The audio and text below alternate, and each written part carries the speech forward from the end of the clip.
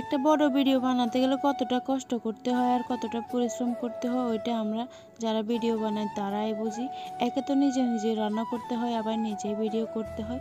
তবুও আপনাদেরকে একটা সুন্দর ভিডিও উপহার দেওয়ার জন্য প্রতিদিনই চেষ্টা করি। আসসালামু আলাইকুম এভরিওয়ান, সবাই কেমন আছেন? তো প্রতিদিনের মতো আজকেও দুপুরের রান্নাবান্নার আয়োজন করেছিলাম। আজকে রান্না করব পটল দিয়ে, খলসে মাছ দিয়ে, এরপর করলা দিয়ে, আলু দিয়ে ভাজা করব। অনেক দিন ধরেই বাবাকে বলছিলাম যে বাজার থেকে করলা নিয়ে আসতে, তো কালকে বাবাও বাজার থেকে করলা নিয়ে আসলো। একটা সময় এই করলাটা একদমই খেতে চাইতাম না, কিন্তু বেশিরভাগ এই করলাটাই এখন অনেক প্রিয় হয়ে উঠেছে।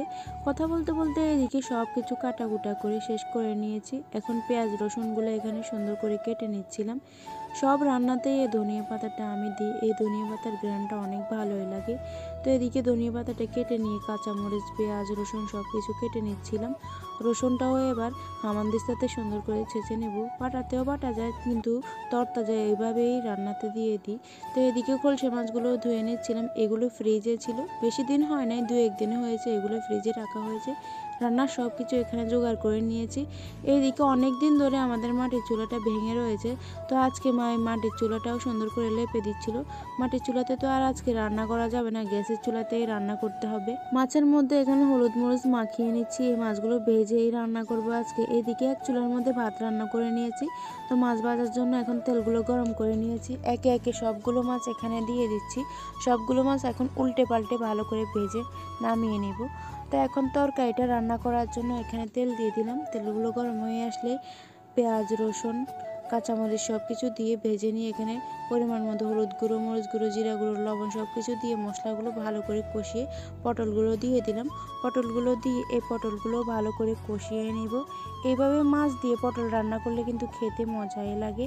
তো পটলগুলোর মধ্যে একটু পানি দিয়ে কষানোর জন্য ঢাকনা দিয়ে ঢেকে দিয়েছি।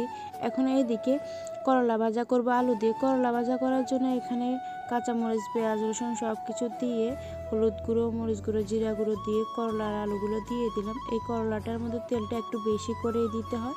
তো করলাটাও এখন ঢাকনা দিয়ে ঢেকে দিয়েছি। এইদিকে পটলগুলোও কষানো হয়ে গেছে। ঝোলের জন্য পরিমাণ মতো পানি দিয়ে এখন ভেজে রাখা মাছগুলো উপর দিয়ে দিলাম। তো মাছগুলো দিয়ে এটাও রান্না হয়ে গেছে। তো এখন ধনেপাতা দিয়ে দিচ্ছি, বেশি করে ধনেপাতাটা দিয়ে দিলাম। করলা ভাজাটাও হয়ে গেছে, করলার মধ্যেও ধনেপাতাটা দিয়ে দিলাম। তরকারি কালারটা মাশাআল্লাহ অনেক সুন্দর হয়েছে। তো এইদিকে তো আমি করলা দিয়েই অনেকগুলো ভাত আজকে খেতে পেরেছি। এই করলাটা এত মজা লেগেছিল, একদমই তিতা লাগে না এই করলাটা। তো করলা দিয়ে খেয়ে এরপর এখন মাছ দিয়ে খাচ্ছিলাম। মাছের কালারটা বেশিরভাগই সুন্দর হয়েছে আজকে, আর মাছটাও কিন্তু অনেক মজা হয়েছে। দুইটা তরকারি দিয়ে তো আজকে আমি অনেক মজা করে ভাত খেয়েছি। তো আমার ভিডিওটা কেমন লাগলো অবশ্যই কিন্তু কমেন্টে জানাবেন। তো আজকের ভিডিওটা এই পর্যন্ত, সবাই ভালো থাকবেন, আল্লাহ হাফেজ।